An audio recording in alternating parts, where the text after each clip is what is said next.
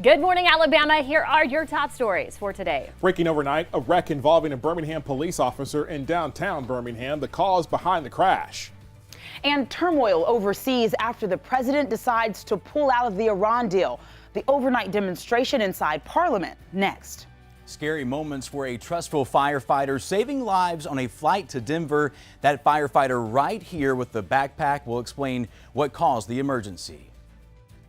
From ABC 3340, this is Good Morning Alabama. Good morning, Alabama. Rise and shine. You're taking a live look over the city of Gadsden this morning with that beautiful sunrise. It is gorgeous. Weather and traffic together every 10 minutes, and you need to know about a quality alert today for the air. Ozone alert, Megan. Yes, it's going to be something very important for all of you who suffer from maybe asthma or lung disease in the elderly population. And then what happens is it's only going to go up from here, meaning this is the unhealthy for sensitive groups. And then as we head through the rest of the work week, I do believe we could fall into the very unhealthy category as temperatures will gradually climb, and we're not going to see any moisture in here to kind of relieve us from some of this heat. At this point across the state, very quiet. We've got some activity back towards parts of Arkansas and Missouri. That's not going to affect us at all. This morning dropping down to about 59 degrees in town. Innocent at 61. Gadsden a bit cooler this morning. They always run a bit cooler at 51 degrees. Tuscaloosa at 58. So as we go through the rest of this afternoon, temperatures will gradually climb. We could see a few isolated showers in the mix later today. So just keep your eyes on that. But otherwise, no other weather really to mention for the next 7 days. Things going to be very, very quiet. We'll talk about that heat and warm up as we head into the rest of the work week coming up next. But let's go ahead and talk about traffic this morning.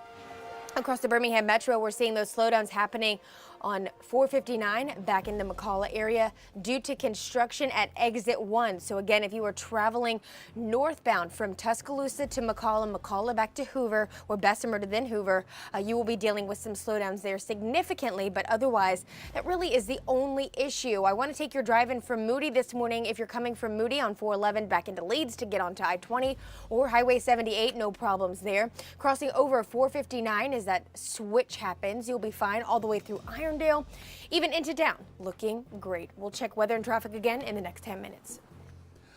Also breaking, a homicide in Walker County. Details are few this morning. Here's what we do know. Officers responded to the Barney and Cordova area around 7:30 last night.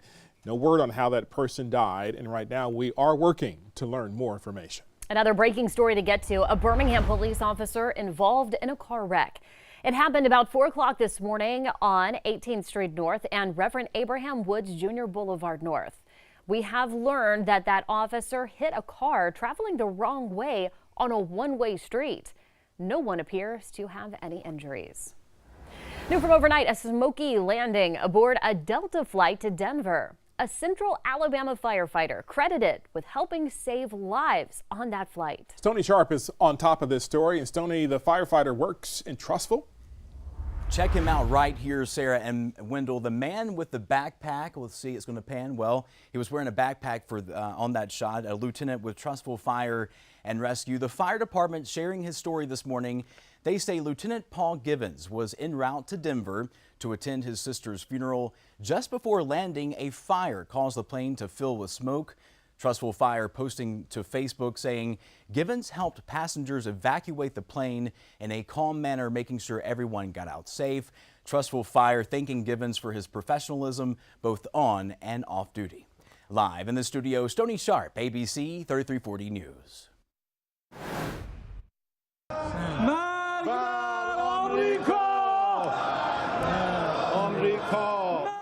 Backlash this morning after President Donald Trump announced the U.S. will be withdrawing from the Iran nuclear deal. Let's get straight to Ariel Clegg with the latest. Ariel, a lot happening overnight, including this demonstration. Wendell, Iranian lawmakers deciding today to hold that impromptu demonstration right there in Parliament. Along with burning the flag, they also burned a piece of paper representing the nuclear deal and chanted, quote, "Death to America." President Trump has decided to pull the U.S. out of the Iran nuclear deal and impose some tough new sanctions on Iran. And this is no half measure. The president declared that he is reimposing all of the sanctions that were waived as a part of the deal. Now, Iran's president also reacting, announcing that he has ordered Iran's scientists to prepare to start enriching uranium again if necessary. The nuclear deal was brokered by President Barack Obama, and in a statement in reaction to this, he said that the U.S. could eventually be left with a losing choice between a nuclear-armed Iran or another war. Sarah?